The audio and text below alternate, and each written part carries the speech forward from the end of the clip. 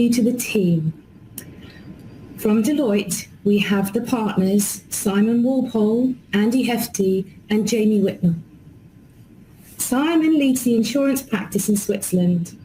He's an actuary by background and has over 20 years he's worked exclusively in Europe as well as in Asia with Deloitte Hong Kong. Simon is an expert in life insurance financial reporting, valuation and mergers and acquisitions. He's part of Deloitte's global actuarial executive team, leading the firm's actuarial IFRS17 proposition. Andy is a partner in the Swiss financial services practice and focuses mainly on large global business transformation programs covering the key areas governance, organizational change, process re-engineering and system implementation.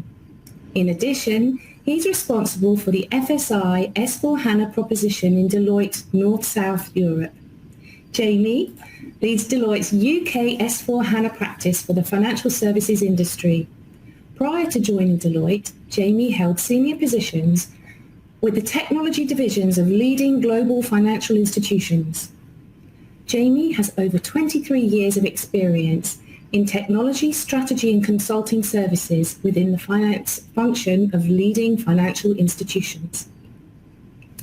From SAP, we have myself, Chrissy Perry. My experience is with financial software vendors in various roles.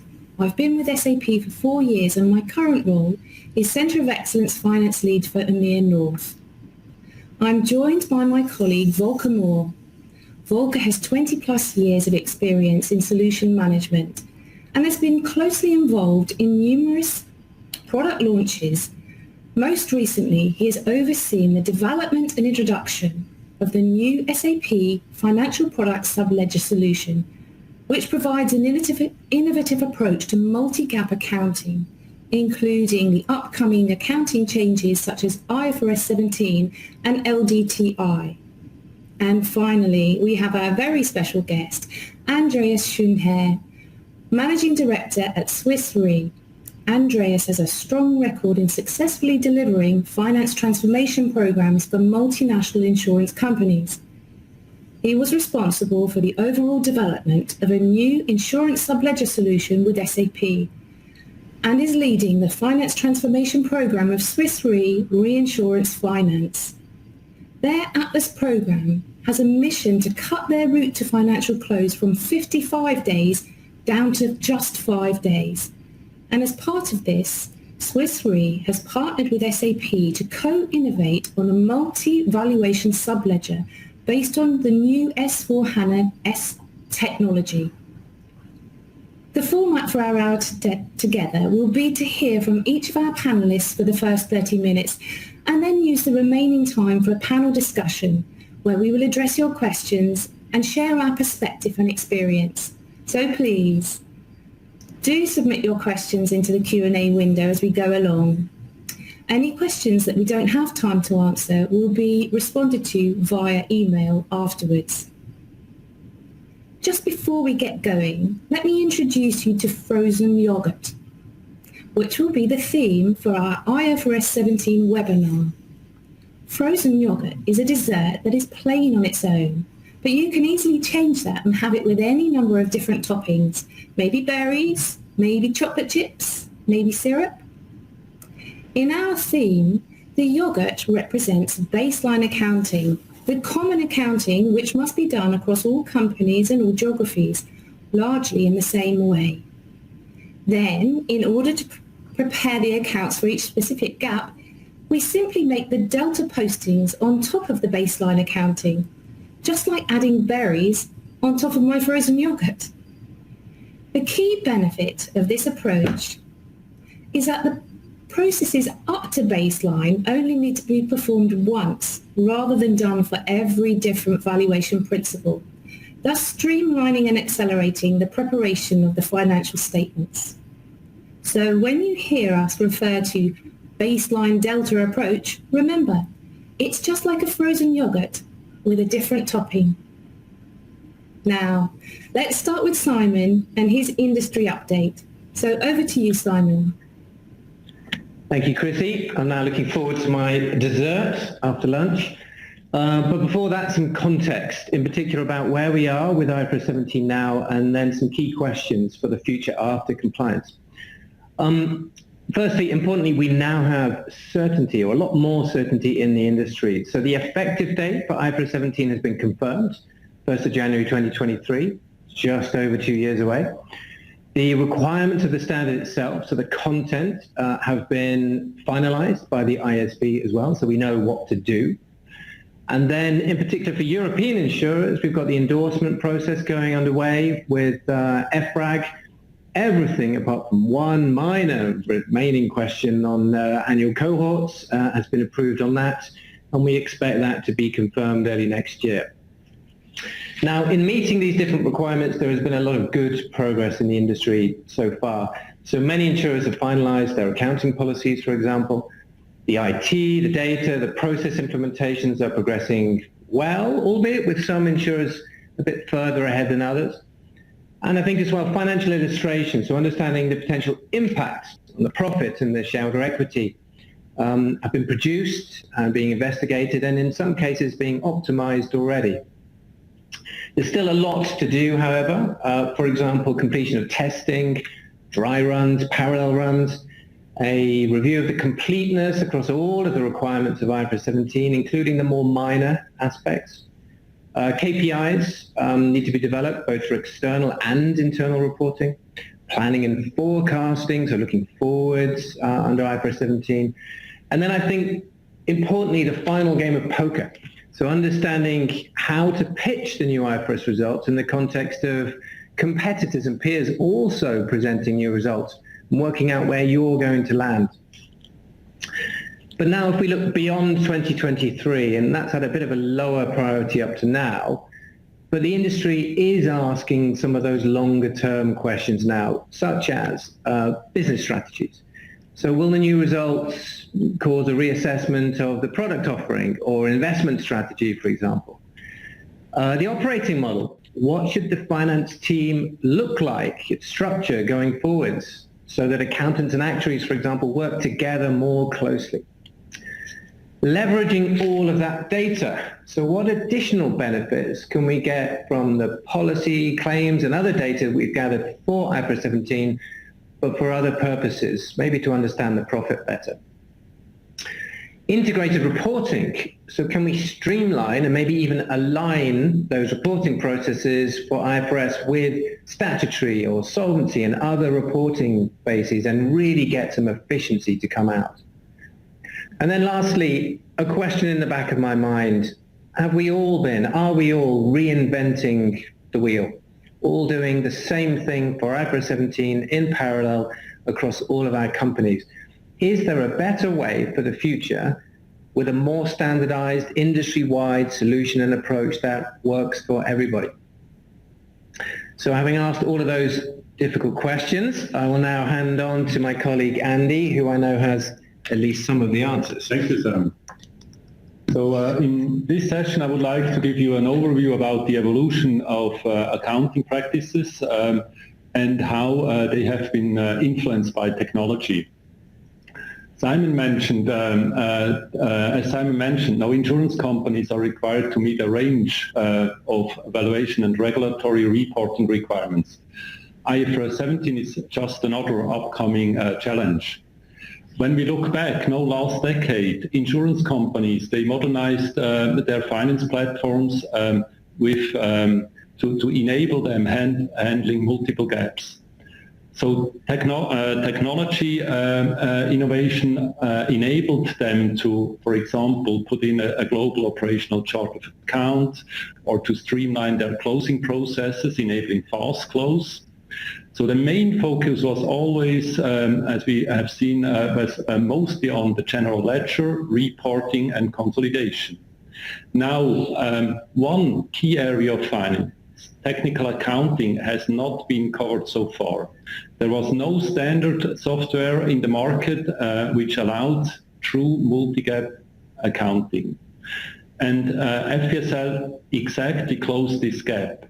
Like we see on the illustration, it closes the bridge between operation and actuarial systems and finance. It's designed based on valuation-neutral cash flows, and it enables a true multi-GAAP accounting. This means in the end that operational and accounting systems, they don't have to be enhanced by GAAP-specific functionality. This is concentrated in one place, namely FPSL. So they have to provide valuation-neutral cash flow, which they have to provide in the end to FPSL. In the end, FPSL is one single source of truth for all financial data. Now, as I mentioned, FPSL has been designed to meet a range of valuation and regulatory reporting standards. Its design is based on the following key principles. All financial reporting ultimately is based on valuation-agnostic contractual cash flow. That's one key principle. Another key principle is that commonalities among gaps, for example, profit recognition or discounting, this shall be treated identically. Related functionality shall be provided once by FPSL. Another key principle is that dependencies between gaps shall be avoided, either by parallel gap production, which we call, can also call siloed approach, or by the implementation of a normalized multi-gap approach, which we name a concurrent approach. From our point of view, the concurrent approach is definitely the preferred approach. Why? Because it minimizes the impact on operational and actuarial systems. It avoids gap-specific solutions, so no functional and data redundancies in the end, and thereby it improves financial data quality and integrity. When we look at current implementation, we can see that there exist three different implementation strategies. First is, we name it single gap compliance. Second, single to multi-gap evolution, and the fully fledged multi-gap strategy. Most companies at the moment, their main focus is to implement one specific gap, namely IFRS 17. Inputs from operational and actuarial systems might be still gap-specific in that case. This often leads then to gap-specific customization of FPSL, for example, the data model or the functionality. Now, the second strategy now is the main objective is in the end that the solution FPSL will be able to handle multiple gaps. Some of the inputs might still be gap specific, for example reserves, but a key thing is here that FPSL will be set up based on the multi-gap design framework. This will enable to add on further gaps in the future without significant investments. Now, the third implementation strategy we call fully fledged multi-gap strategy. This is really the strategy which is based on a true multi-gap approach. The feeder systems, they have to provide evaluation neutral cash flows. And FPSL is set up in a way that additional gaps or also changed reporting requirements can be added easily.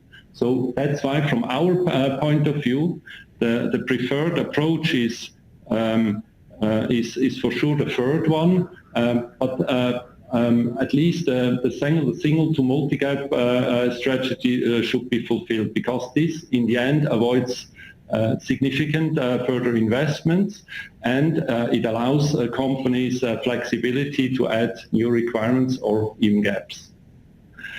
Now I would like to hand over to Volker, who will explain you and give you more information about SAP strategy of the overall architecture.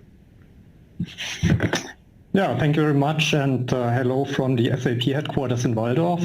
So it's up to me now, I think, in a couple of minutes to explain what kind of standard software supports the implementation approaches that we have just heard about, and also the new and true multi-GAAP accounting. So I have actually three topics that I quickly want to address. First of all, putting it into the bigger picture. So where does the component fit in that we have developed here in this co-innovation project with Swiss Re and Deloitte? The second thing, just spend a few minutes on the functional capabilities and what actually takes them beyond the usual subledger, and then also the value that comes with it, so the additional value that is created by these concepts. So first of all, if we have a look into the big picture, then it's of course the ambition of SAP to support the end-to-end process in finance. And here I can really say with this component financial product subledger, we have done a major milestone in 2018 since it is available in terms of bridging the gap into the core and actuarial world. As a side remark, in 2018 we also added a component at the other end of the process dealing with consolidation.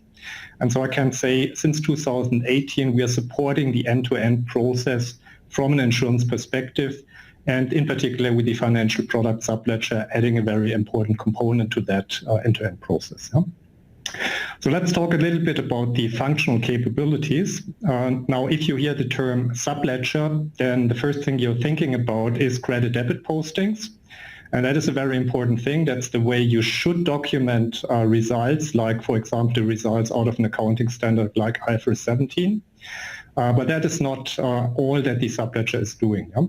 It's actually doing a lot more in the overall process. So if we're taking it from the beginning to the end, bridging the gap means that we needed to come up with a way to integrate into the actuarial processes.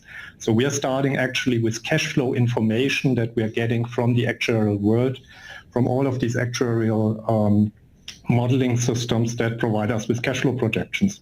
We have a component that can prepare that for the purposes of accounting. And we're also doing, of course, the calculations that are needed before we can actually document them. So there are a set of dedicated calculators that do the calculation based on that input data, that also document these calculation results. And these results would be then ultimately picked up by the accounting logic, translated into credit debit postings, and then we also would have the integration at the other end into the general ledger. So really the process goes much further than just credit debit postings. And the second aspect where it goes further is actually the ambition that on the same platform, we're using the same consistent data model that we have under all our applications end to end. We also want to provide capabilities to simulate, so to basically make statements about in which direction the balance sheet and the P&L develops if we are assuming different input parameters, like, for example, different market data. So this is something that is more targeted toward controlling related purposes, steering related purposes, management of the company, producing insight. Which takes me to my last point. If we're talking about the value here, then certainly becoming compliant for IFRS 17 is one of them. But of course, it's also important that we are supporting this very innovative concept of the baseline delta accounting. And that is really something that can do a lot in terms of the total cost of ownerships. Just if you think about not doing things 40 times, but at least to the baseline, doing it only once. So I think this is a big step toward making also a business case for the introduction of such a solution, this possibility to save a lot of total cost of ownership in that sense. And the second thing that I already mentioned, it's not about stopping at accounting, producing the current balance sheet, but actually taking it further also into controlling and steering related purposes, into creating insight and into adding additional analytical capabilities that are valuable just for steering the business. And that said is a high-level overview about the software. And I think what is also very interesting then is to hear from customers. So we have Andreas Schönherr with us. I want to hand over to him. We have worked very closely in developing the software to support this true multi-GAAP accounting, this baseline delta concept. And I think it's very interesting for you to hear from Andreas what kind of experience he has and what kind of color he can add from a customer perspective. So Andreas, I'd like to hand over to you. Yeah, thank you very much, Volker, for the introduction of the FPSL, and also thank you very much to Simon and also to Andy to highlighting the value of true multi-GAAP. Now, when talking to peers, to customers, etc., I quite often heard that, yeah, multi-gap, you multinational companies might need this, but for us, we are more focused on a single gap perspective. But I'm questioning, is that really true? I mean, even in the smaller companies, you usually also have some tax valuations, you might have some branches somewhere that have a different valuation, or you also might have some internal framework that has a different view on your accounting books. So therefore, I think multi-gap is relevant for all insurance companies, be it big or small. And therefore, I think focusing a project just on pure compliance, from my perspective, comes a bit short. I think for a finance transformation program that really wants to create benefit and add benefit to the company, I think you have to have a mission that goes beyond compliance. So as you heard, our mission was to move from 55 days to a 5-day close. That served for us as kind of a lighthouse where we try to really then find the right solutions on the market that will bring us more closer to this goal. Once such a mission is accomplished, I think it is very, very important that you get all stakeholders on board. Because as Andy highlighted before, something like the FPSL is the bridge between the actuaries and finance, and therefore you need to bring the actuaries on board as well. It is very important in the multi-gap approach to get an as clean baseline as possible, so really the frozen yogurt without any topics. And the provider of this frozen yogurt usually is the actuarial community in an insurance company. So therefore, I think it is very important to get them on board and also see what kind of benefits in this approach you have for the company, but also for the actuarial community. And I also think it's important to try to do as few compromises as possible. It's always then easy if you try to attempt to kind of just get the compliance for minimal costs, then you try to kind of take as much information as you currently have, but that would mean that you might take quite a lot of, I would call it polluted information or already evaluated information in your subledger. Wherever this is possible, really try to get the valuation neutral cash flows in your project.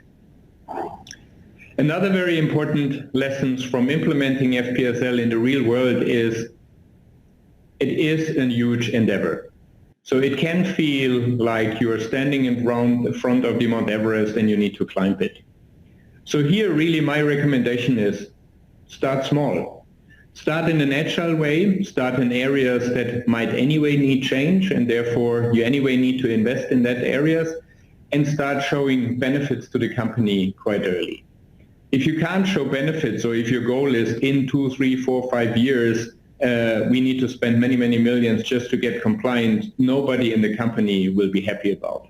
But if you have smaller use cases where you can show with the implementation of FPSL how much more insight you can add, being more information now on COVID-19 exposures or other information, then this will help the credibility of you and your project. And there will definitely be more benefits that you can show. So therefore, my lessons learned, I think it is a long and hard way, but if it's done correctly, then I think you can show much more benefits to your organization than just pure IFRS or other compliance. With that, I would stop here, and I would be very interested to see what kind of questions people have also on this topic. Thank you for that, Andreas. Yeah, we have had a lot of questions coming in. I think I'll address this first one to Jamie. We know that there's been a 2-year extension to the IFRS 17, but how has that impacted the IFRS 17 strategies of insurers, or has it just given them a bit more time to complete their chosen strategy? Thank you, Chrissy. Certainly a relevant and interesting question. I think it's fair to say that the deferral, the extension to 2023 has been almost universally welcomed across the industry. In fact, in some instances, I'd probably go so far as to say it had been assumed and had been baked into some project plans and delivery timelines. Now, regarding how that time is being spent, we're certainly seeing a lot of time and effort being invested in optimizing the expected financial results as the insurers look to transition from reporting under IFRS 4 to IFRS 17.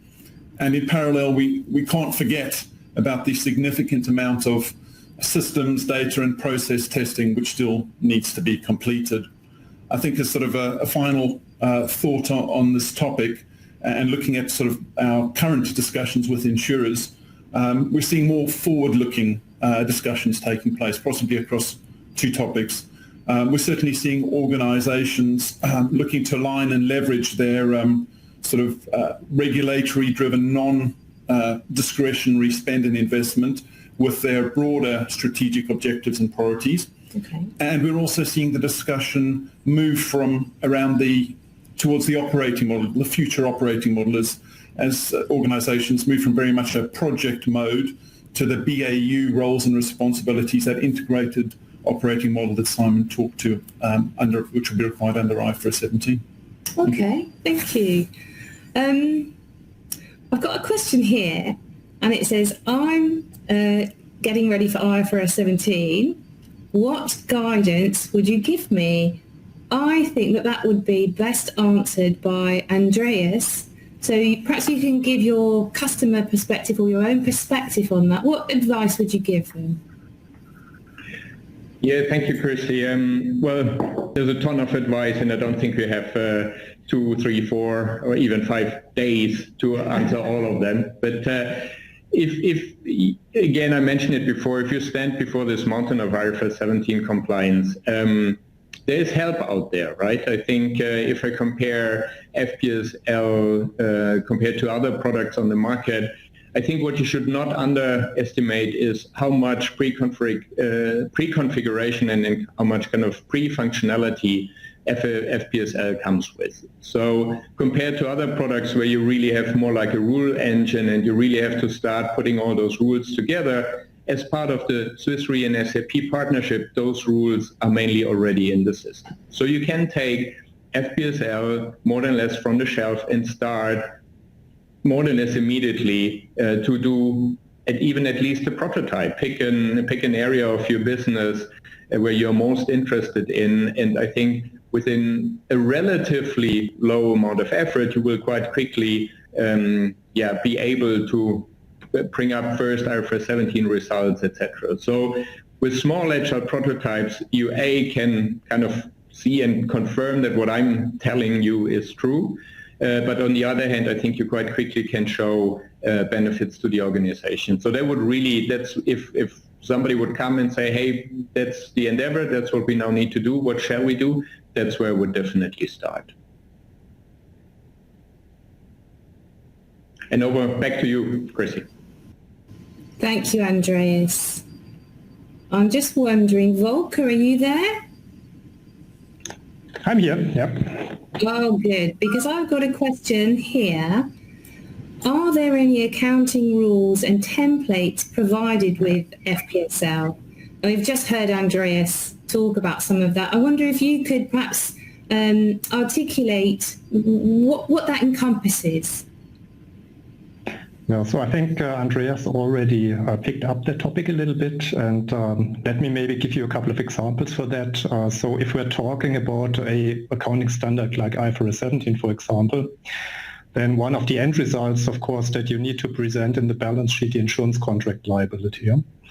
And so we have basically provided pre-configuration the whole way backward over all of these process steps that I just mentioned that will end up in the balance sheet of the general ledger as insurance contract liability. Yeah? Now that's obviously broken down into more details in the subledger. There are more accounts affected by the details if you break down the liability, right?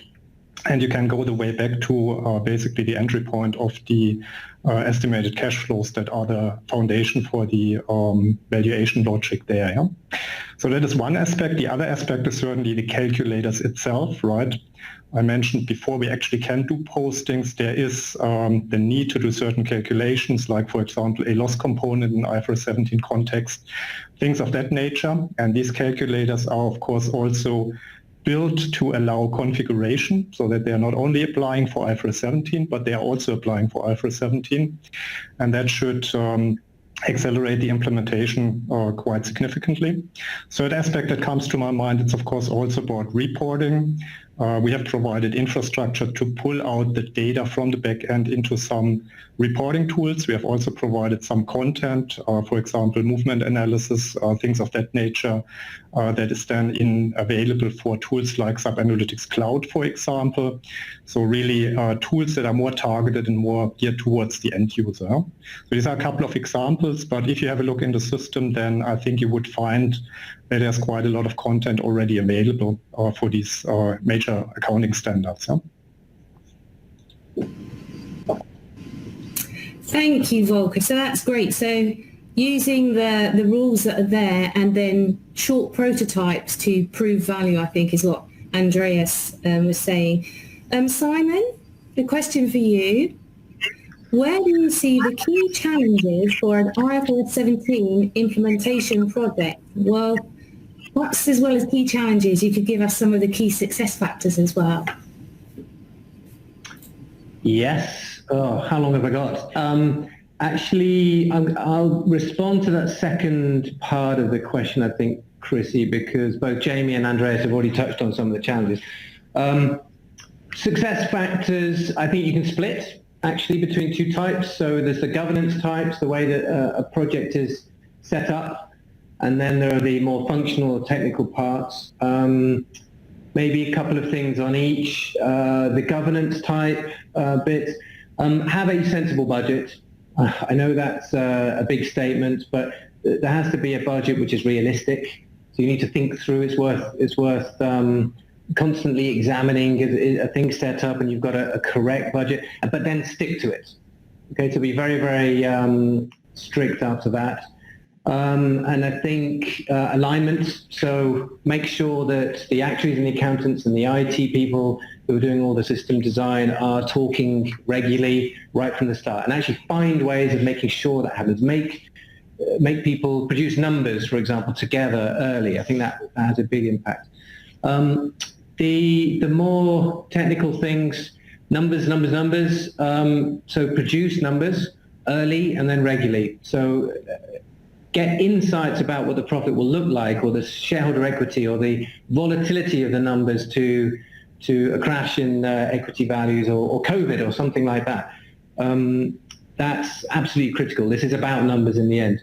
And then I think Volker just touched on prototyping.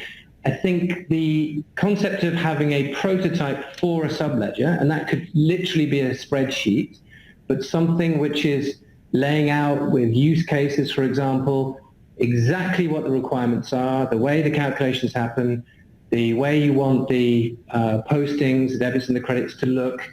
I think that has to be owned by a company. So don't delegate that to, no matter how wonderful, to any subledger vendor. So have that prototype and use that to drive what you're looking for. Those would be my quick tips, Chrissy. Thanks for that, Simon. Some good advice there. I have a question here. I think this will go to Andy Hefty, if you're okay with that. I have already started an implementation of a different subledger solution, but I'm interested in using FPSL multi-gap functionality in the future. If I change to FPSL, can I leverage what the work that I did for my current subledger, or is all of that work lost? What do you say to that, Andy? Good question, Chrissy, but I would say positively, you definitely will be able to leverage part of the work. I would say a big part of the work, especially when we look at the analysis of the business requirements, for example, or also the integration with the source systems. I think we have to look at the implementation strategies we touched before.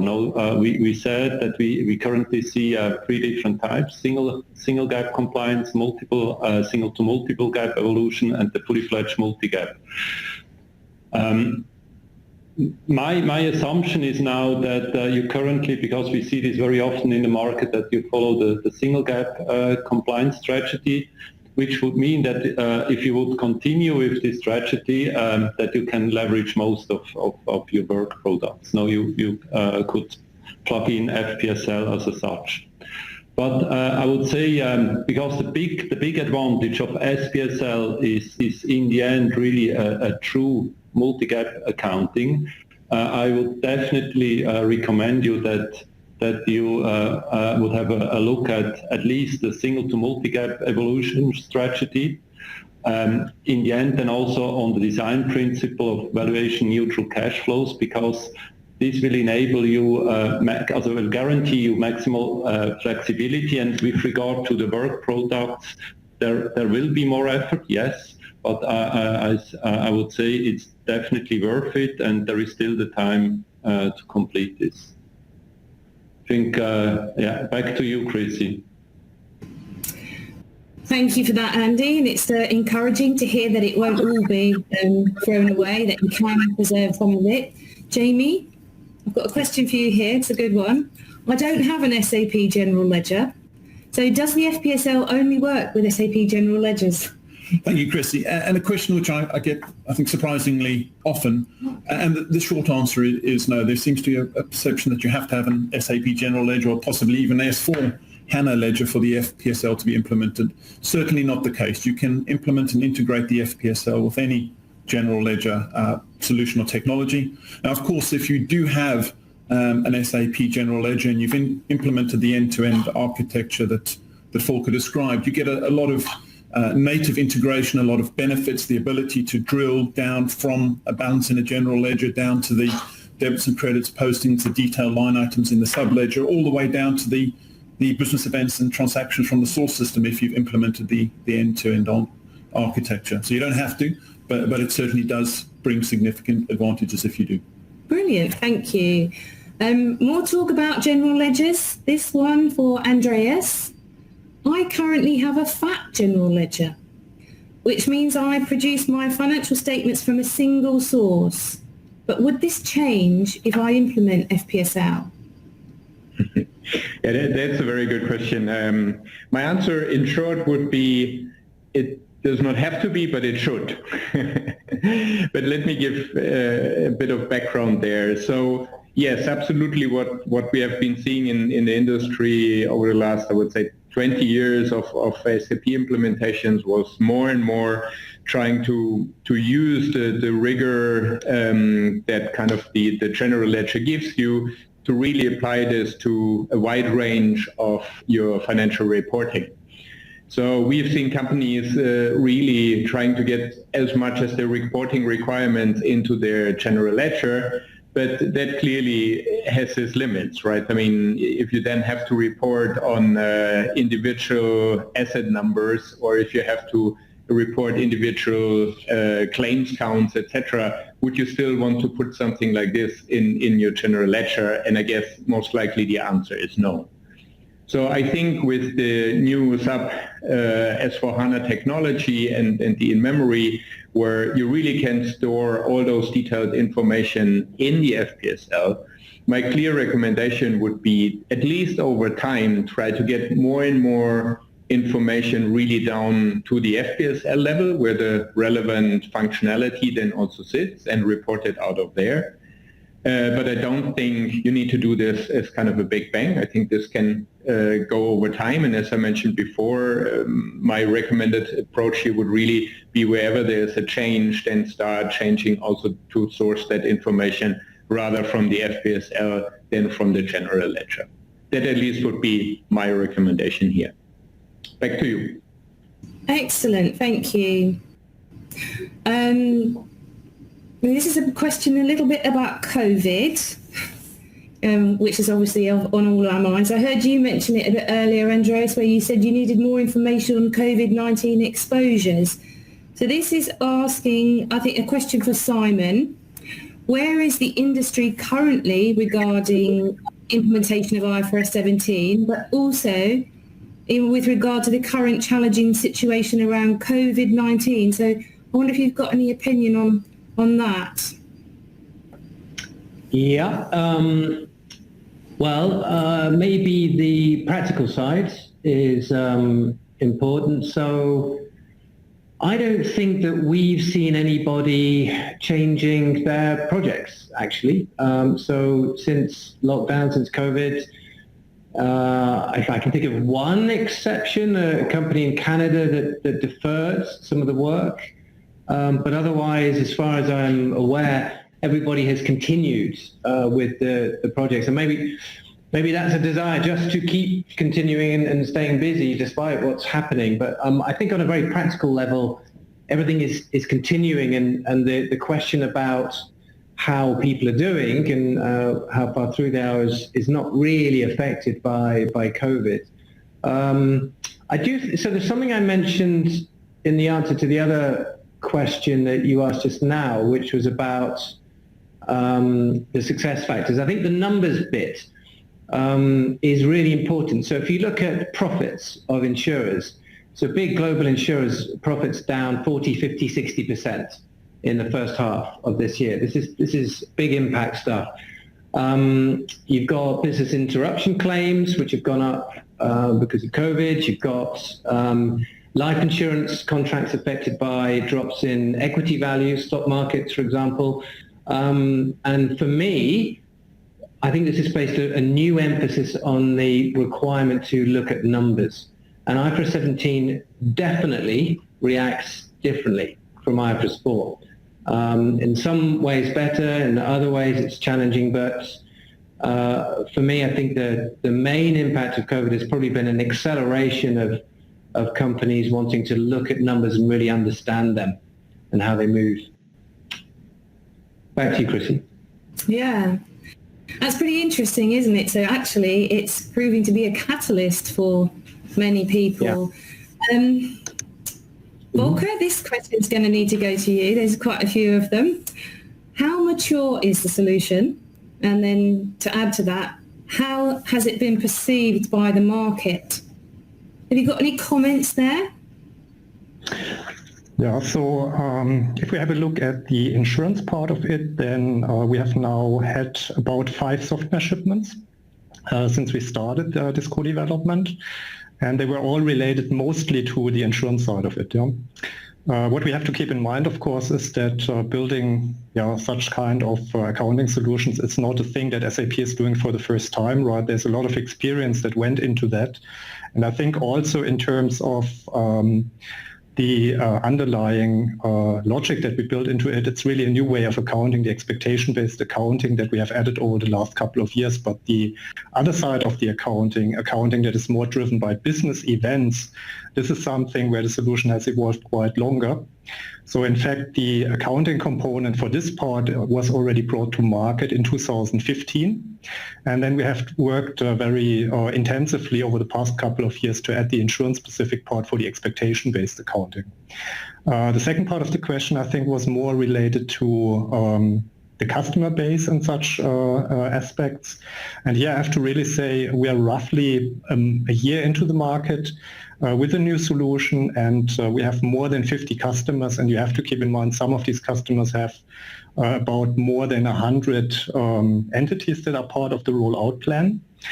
And so from that perspective, I think we can say this is a fairly mature solution already, even in the insurance part, with 5 software shipments. The user groups making sure that we are putting our development investments to the most important things here. And they are also, of course, driving increasingly more the development process here. Yeah? Hope that gives a little bit of background, a little bit of color about where we are.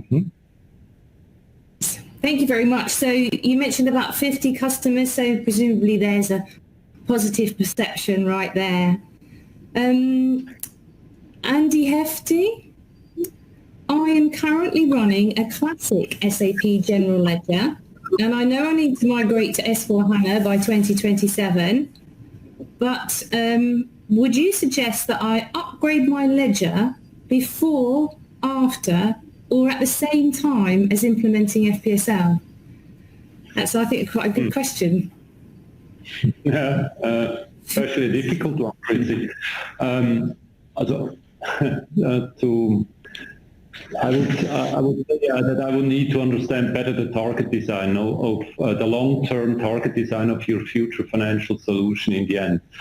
And I can give a little bit background why. Key aspect to be considered now to answer this question is, in the end, it comes all together with the internal and external reporting requirements. And this drives the design in the end of the GL as well as the subledger. And the key elements then obviously, this is the chart of account, the reporting dimensions, coding block, and all this defines the integration between these two key parts of the finance architecture from a data point of view, or from a flow as well as the architecture. Now, there are also additional, I would say, design principles to be considered. For example, how would you like to handle multiple gaps in the future, not just in the subledger, but also in the general ledger?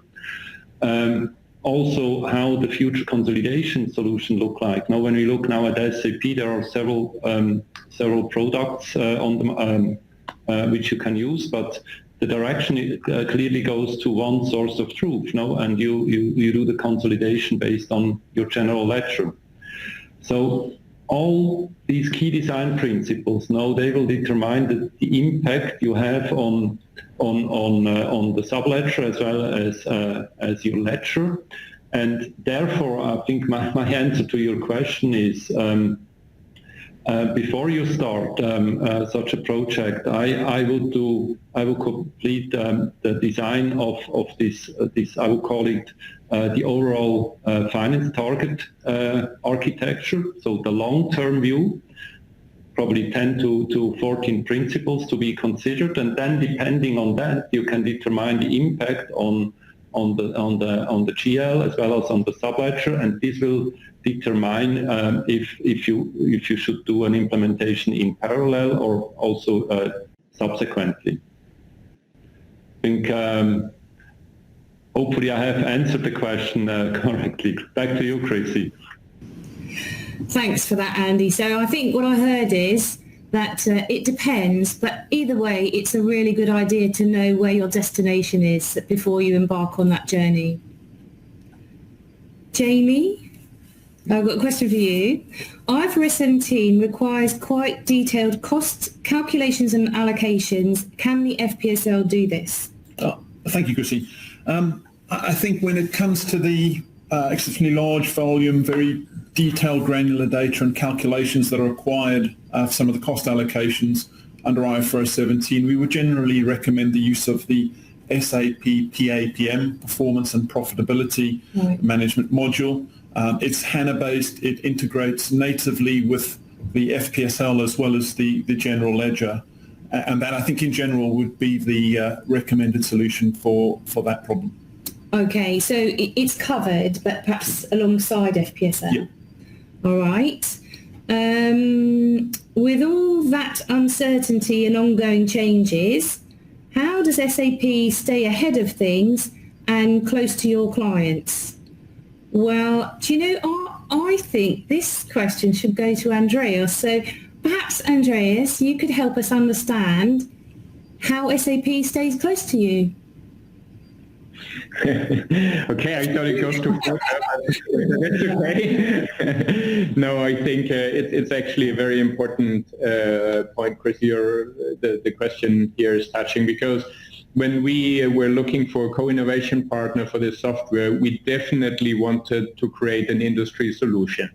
So we have been talking to a couple of software vendors, and I hope I don't reveal a big secret here, but while technologies sometimes have been similar, I think it was really the willingness of SAP here to join us to create an industry standard.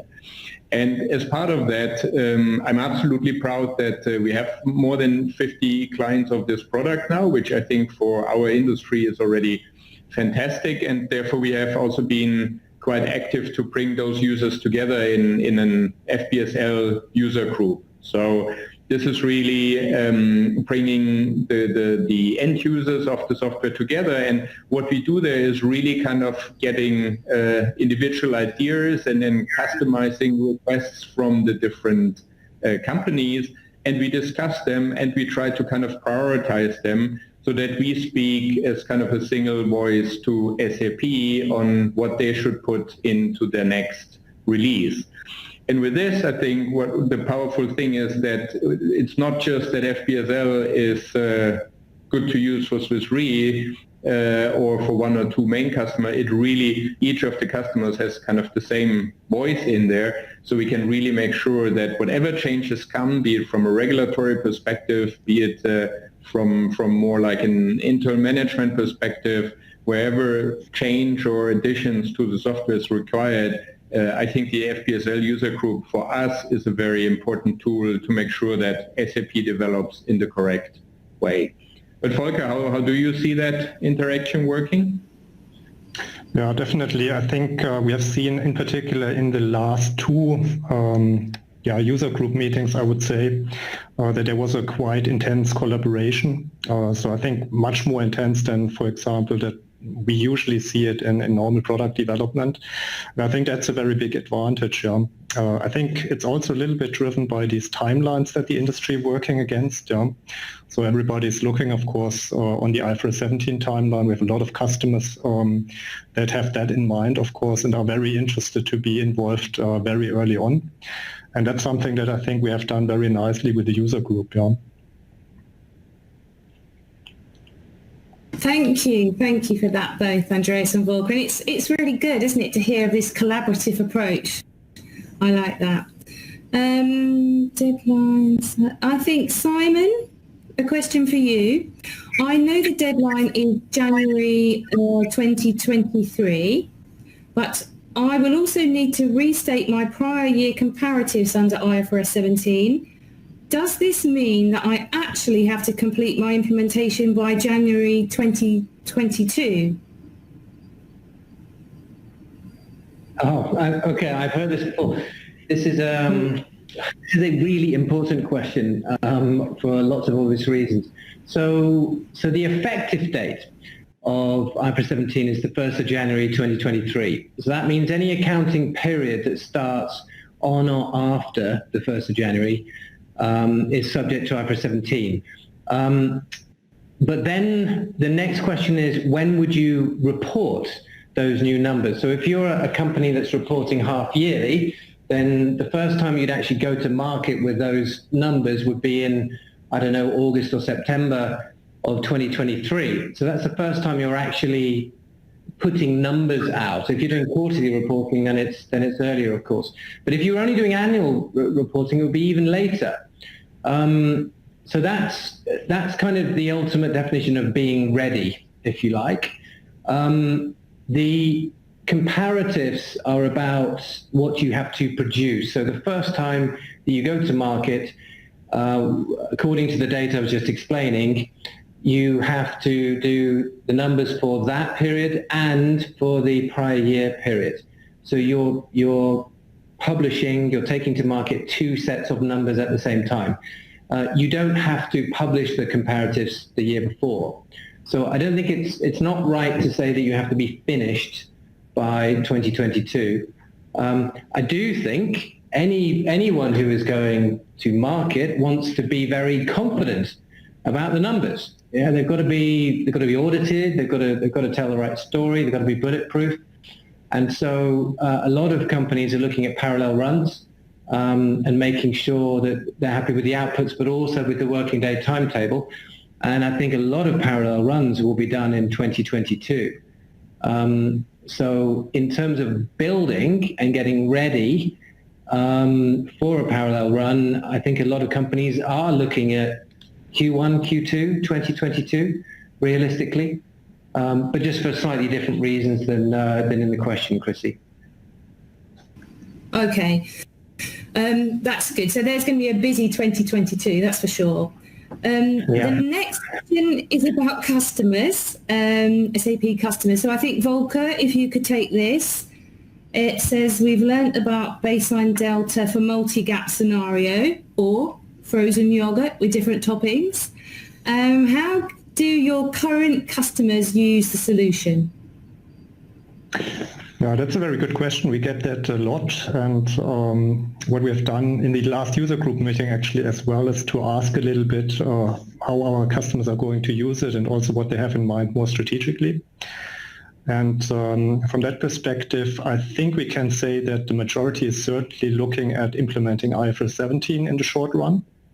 So roughly about 80%, I would say, are on that journey to get compliant. We see a couple of other accounting standards already playing a role. So there is maybe something like 10-15% other local standards that are already part of the implementation projects. And also what is, of course, an important accounting standard is US GAAP. We have a couple of US GAAP customers that are on the journey to implement US GAAP. There are also changes to the accounting standard coming up there. And of course, we have made sure that the accounting framework is built also toward US GAAP and the long duration targeted improvements that are upcoming there. Yeah? So that's maybe 15%. Yeah? So there are different ways to implement that. I think Andy talked a little bit about the implementation strategies that you can go, and I would say the majority is really on that path to say we are starting with one accounting standard or one or two, and we're expanding basically the usage then over time. Yeah? There are nevertheless already now a couple of companies that go already with a full baseline delta implementation approach. And I would say a majority of all the customers, whether they go with baseline delta or whether they go with an individual thing and then expand, is they are definitely all very interested in these topics that go beyond accounting. Yeah? So simulations is something that pretty much every company I talked to recently wants to use. Yeah? I think it's a very important topic no matter what. And I think that is taking it beyond the accounting practice of just producing the current balance sheet, probably one of the best and most important use cases that we see in the market beyond accounting. Yeah? So that's a little bit to the usage. Yeah? I hope that answers the question. It does, thank you. Now, I've got a question here. I think it may be our last question looking at the time. I think I'll put this to you, Andy Hefty, because you talked quite a lot about this, and it says that FPSL, as you've mentioned, that FPSL can deliver value beyond just IFRS 17 regulatory compliance, which is obviously what we're all working towards now. But please, could you share some practical examples? So possibly you've got some client project examples of where people have gone a little bit further? Yeah. Chrissy, as I said, no, the main advantage of FPSL is really the capability to handle multiple gaps, no, as such as the subledger. But based on the principle of valuation neutral cash flows, no, when you implement this allows you also to reduce future investments in source systems such as actuarial systems, no, because requirements will change. There will be probably new regulatory requirements or even gaps when you buy a company. And if you have this principle implemented, you will have less changes in the sources. You know, that's one major advantage. The second one is really that you have multiple gaps then within FPSL, and based on the logic of FPSL, no, you will be able to analyze, for example, differences between the gaps. We call that always walking between the gaps. So you can do analysis work at one place, one source of truth, and this goes then even to simulation of future periods. No, because if you have this financial data and this logic all in one place, this will allow you then also to, for example, play with scenarios, and this goes way beyond one single gap. And maybe I can also add a very practical example here. So the initial scope of our FPSL implementation was just purely for the reinsurance business of Swiss Re, but just a couple of, I would say, weeks ago, we decided that we will also onboard our primary insurance and our life capital business. And from what we are seeing, this is so seamless now, the integration, that something I would have never expected before. So I think there's also a great state of future readiness that you are building while building up this FPSL with true multi-gap functionalities. Oh, that's amazing. That's really good to hear, Andreas, that it's laid the foundation for the future work. That's brilliant. But the phrase of this webinar that will stay with me is walking between the gaps. So thank you for that, Randy. It's time to close our webinar. Oh, sorry. It's time to close our webinar now. I'd like to just start by thanking all of our speakers. So Simon, Walpole, Andy Hefty, Jamie Whitnell and Volker Moore, and particularly Andreas Schuher. Thank you very much for joining. Tomorrow you'll receive an email with the recorded link in it, and any questions that we haven't been able to cover today, we'll respond to you via email. So also, if you have any further questions, you can always drop them in the Q&A for us. If you would like a private conversation with either SAP or Deloitte, please don't hesitate to reach out, and enjoy the rest of your day. Thank you. Goodbye. Thank you. Bye.